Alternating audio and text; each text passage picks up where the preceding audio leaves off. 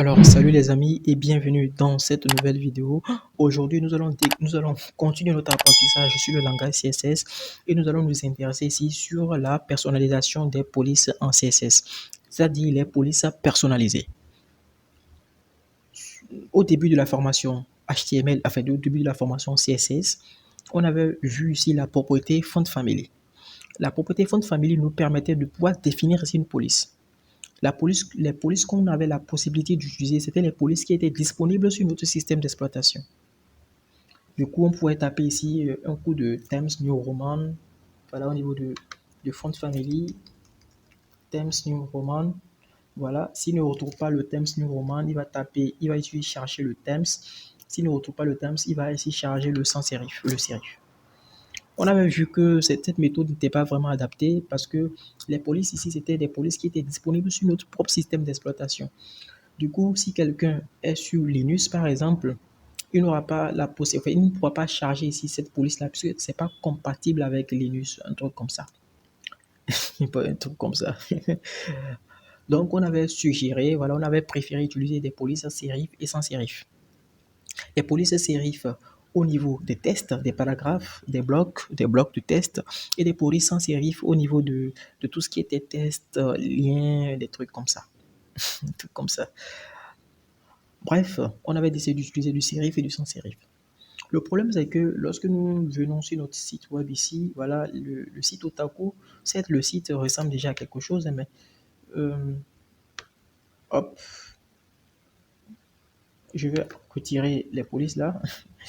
Le site déjà ressemble à quelque chose, mais vous voyez, sans la police et tout, il manque encore quelque chose. Donc, du coup, par conséquent, ce qu'on va faire, on va ici utiliser des polices personnalisées. Il y a plusieurs manières de l'utiliser. Il y a deux manières de l'utiliser, les polices personnalisées.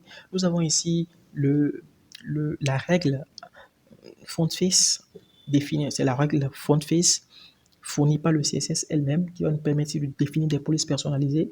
Nous avons ici l'utilisation des services tiers comme Google Fonts qui va nous fournir les polices. On va pouvoir les utiliser.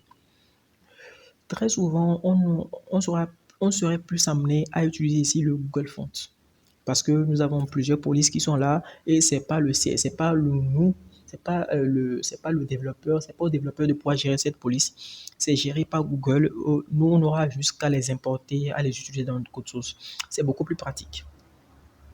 Donc, ce qu'on va faire avant de pouvoir passer à l'utilisation de Google Font et de Font Face, on va ici faire un petit tour sur un petit site là qui est ici le Font Pair. Le FontPair ici, c'est un site assez sympa, je trouve, qui va nous fournir ici des combinaisons de polices.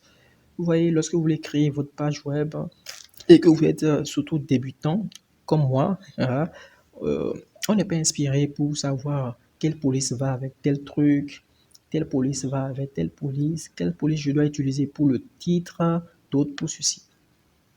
Donc, les gens ont ici créé cette plateforme-là qui va nous permettre ici de pouvoir savoir, voilà, quelle police utiliser. Voilà, ils ont créé, voilà, ils ont fait des combinaisons de polices qu'on pourra ici s'en inspirer pour pouvoir créer nos pages web. Donc, nous avons un catalogue de plusieurs, voilà, si on a un catalogue de plusieurs polices. Donc, ici, je vais en choisir une. Je vais choisir par exemple ceci, le Inter Bold, le Inter ici pour le titre et le Inter Bold pour les titres et puis le Inter Regular pour le test. Bon, je vais là, je veux deux polices différentes. Voilà, par exemple ceci. Ok, donc le domine pour le titre et puis tout ce qui est test, je choisis ici le Inter. Donc, pour pouvoir utiliser ces polices-là, c'est très simple. Je me rends ici sur la plateforme de Google. Je tape ici Google Font. Nous avons ici cette interface-là. Donc, ici, je vais techniquement retirer tout ce qui est là parce que j'avais déjà fait des tests. Je vais recharger la page afin de pouvoir rafraîchir et d'écraser toutes les propriétés, enfin, d'écraser toutes les données qui étaient disponibles. Apparemment, les données sont encore là. C'est pas grave, je vais les supprimer. Ok, donc je vais supprimer. Donc, donc ici, c'est simple, hein, je vais taper ici le nom de la police que j'avais trouvé ici, que je voulais utiliser comme modèle. Donc ici, je voulais utiliser le domaine Donc, je rentre ici dans Google Fonts, je tape ici domaine. Donc, ici, nous aurons ici un aperçu du domaine. Voilà. Donc, le domaine ici, je vais l'utiliser au niveau de mes titres. Donc, au niveau de mes titres, je voudrais que ça soit du bold, par exemple. Donc, je voudrais que ça soit ceci. Donc, je choisis ici le style que je veux. Donc, du bold 700, voilà, je choisis ceci. Donc, lorsque je vais choisir ceci, lorsque je viens ici, j'ouvre cet onglet-là, j'aurai ici un peu comme, voilà, un panier dans lequel j'aurai tout un tas d'informations. Donc ici, si je rajoutais par exemple ceci, voilà, ça va se rajouter ici. Donc moi, je ne veux pas rajouter du régular. Je vais utiliser ici du domaine, juste tout simplement pour pouvoir gérer mes titres. Donc, il faut penser à ne pas trop en rajouter parce que si vous ajoutez assez d'éléments, lorsque l'utilisateur aura besoin de charger, au fait, ici la police, ça va prendre un peu plus de temps et c'est un peu gênant pour l'utilisateur de charger, par exemple, un méga de police, quoi, vous voyez. Dans les polices, c'est des choses qui pèsent énormément, donc il faudrait faire attention à ne pas charger autant de fichiers, quoi. Donc ici, je vais retirer ce qui est là. Donc, je vais garder juste mon bold parce que je vais utiliser juste le domaine pour le bold. Donc, en bas ici, il y a ce titre qui est la Use on the web. Donc, pour l'utiliser au niveau de nos pages web, nous avons ici deux syntaxes. Voilà. Nous avons la syntaxe ici link, lien. Nous avons ici plusieurs liens. Et ici, nous avons la syntaxe import. Donc, aussi au niveau des liens, nous avons plusieurs liens. Moi, très souvent, j'utilise ce qui est en bas, le dernier. Voilà. J'utilise ce qui est en bas, le dernier. Voilà. Je vais tout simplement ici utiliser le dernier lien et je vais copier ce qui est là et me rendre dans mon code. Je me rends dans la partie HTML, je vais tout simplement et bêtement copier ce qui est là. Pouf, et j'ai là. Donc, pour pouvoir l'utiliser, on m'aide aussi, hein, pour pouvoir l'utiliser. Lorsque je viens en bas ici, j'ai ici le font family et tac. Je viens ici, je copie le code, je me rends ici dans j'efface ce qui est là. Bon, techniquement, c'est juste pour l'exemple. J'avais décidé d'utiliser le domaine ou bien le dominer au niveau de mes titres. Donc, je ne devais pas l'utiliser au niveau d'ici. Enfin, je ne devais pas l'utiliser ici au niveau de tous les sélecteurs. Donc, c'était juste pour l'exemple. C'est juste pour illustrer, voilà, le problème. Donc, vous, si vous devez l'utiliser au niveau, partout, il y aura des titres et tout, vous allez utiliser du font family, domaine et serif. Donc, ici, lorsqu'on se rend sur notre page, ici, vous voyez que là, la police a un peu changé. Voilà. C'est pas que ça a un peu changé, ça a changé. Voilà, la police a changé. Donc, voilà. Donc, peut-être je n'avais pas choisi une belle police, mais bon, c'était juste pour l'exemple. Donc, c'est pas encore fini. Donc, je me rends ici au niveau voilà, de Google Font. Nous avons ici une autre façon d'utiliser ici voilà, la police. Déjà, je reviens un peu ici dans le code pour expliquer pourquoi j'ai mis ceci avant le style CSS. Donc, j'ai besoin que ma police soit chargée avant que mon CSS soit chargé parce que le code se lit du haut vers le bas. Classique. Donc, si je mettais ma police ici en bas, cela voudrait dire que mon CSS va se charger avant que ma police se charge. Donc, du coup, par conséquent, je dirais, nous aurons un petit décalage visuel qui est désagréable pour l'utilisateur. C'est pas vraiment bon. C'est pas vraiment bon. Donc, ce qu'on va préférer, on va préférer d'abord charger toutes les données voilà, de configuration en griffe, puis après maintenant charger le style.css pour plus de visibilité. Bon, pas plus, pour plus de... comment dire ça? Pour que le truc soit beaucoup plus parfait, quoi. Je n'arrive pas à trouver l'expression. Parfait. Donc ici, nous pourrons ici utiliser une seconde méthode ici qui est la méthode voilà, import. Donc pour vous montrer comment l'utiliser, on va ici copier ici le code et nous rendre au niveau de notre... Je vais supprimer ce qui est là parce que il y aura redondance. Voilà, je vais supprimer ce qui est là et je vais me rendre ici dans mon style.css et tout en haut, voilà, tout en haut, je vais copier ici le import. L'inconvénient avec cette méthode, c'est que ici le style CSS est déjà chargé, c'est-à-dire lors de l'exécution, le style CSS est chargé avant que la police se charge. Donc, vous convenez avec moi que c'est pas vraiment quelque chose qu'on voudrait. On voudrait pas que la page se charge et puis après, 3 secondes après, que la police se charge, quoi. Cela peut être désagréable au niveau de l'utilisateur. Donc, on va pas préférer cette méthode-là. Voilà, on va pas préférer cette méthode. On va plutôt préférer, voilà, la méthode précédente. Donc, pour finir cette partie pour finir cette partie, on va ici revenir au niveau de mon front pair. Voilà, j'avais choisi quelle police? Inter. Donc ici, je vais choisir ici la police Inter. Voilà, Inter, je vais me rendre ici au niveau de browser font et choisir ici la police que je voudrais, la seconde police Inter. Voilà, je choisis ici Inter, on me propose ici Inter. Ce que je vais faire, je vais choisir ici Inter, je vais choisir du régular, du cassant. Euh, Inter, techniquement, je vais l'utiliser au niveau de mes, de mes, de mes tests. Voilà, donc je rajoute ceci. Donc il y aura deux polices, Domine et Inter, du régular. Voilà, je choisis le nouveau lien. Voilà, le nouveau lien va prendre en compte voilà, les changements. Voilà, il va concaténer tout simplement mes deux éléments. Ok, donc je vais supprimer ce qui est là et remplacer ce qui est là. Vous voyez, il y a une concaténation hein, entre domine et inter, ce qui est là. On parlera du display swap à la fin de cette vidéo. Ne vous inquiétez pas. Donc ici, on nous propose ici voilà, la feuille de route pour pouvoir l'utiliser. Donc techniquement, bon, ce qu'on va faire, on va faire un petit exemple. Je voudrais qu'au niveau de mes liens, voilà, je vais retirer ce qui est là. Euh, je voudrais qu'au niveau de mes liens, par exemple, donc ici le domaine, je l'efface. Je voudrais qu'au niveau de mes liens, je vais utiliser au niveau de mes liens du Inter, au niveau de mes liens du Inter, voilà, du Inter, parce que c'est du sans sérif, donc c'est parfois au niveau des liens. Et tout ce qui est test, voilà, titre, non, nav titre, non, nav titre A, content A, euh, je me perds un peu aussi dans mon CSS, c'est pas grave.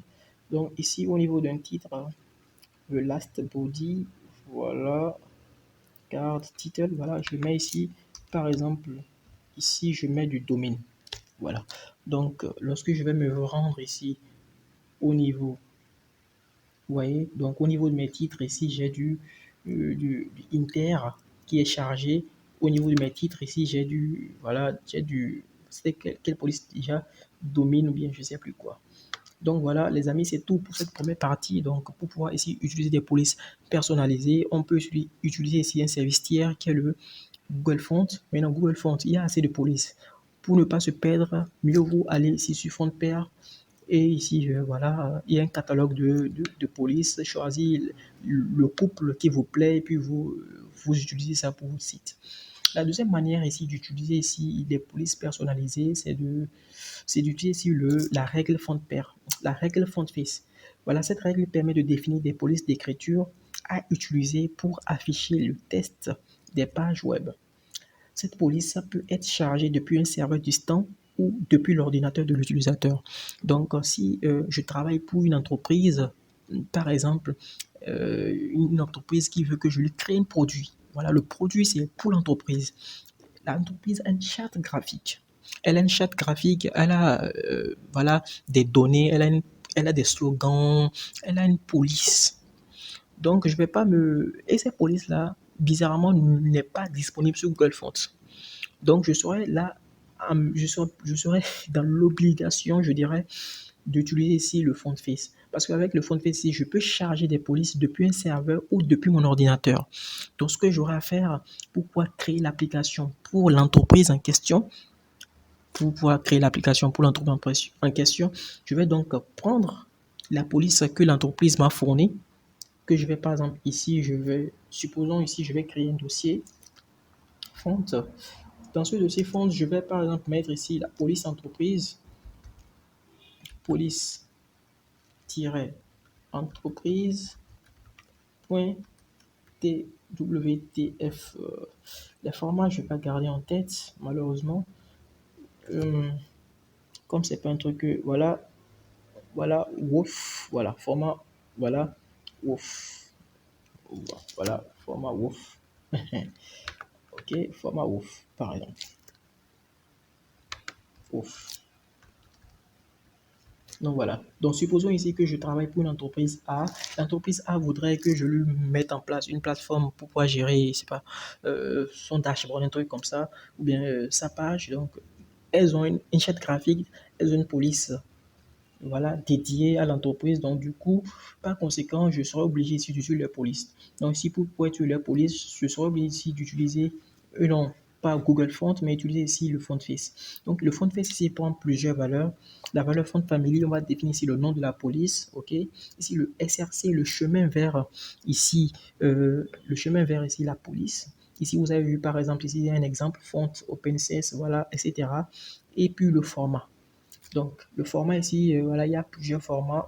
On verra ici dans l'onglet. Voilà, on a ici plusieurs formats du WOF, du WOF2, du TrueType, etc. Donc, c'est dû au fait, c'est dû, cette multitude de formats est due au fait qu'il y a plusieurs navigateurs, qu'il y a des problèmes de compatibilité.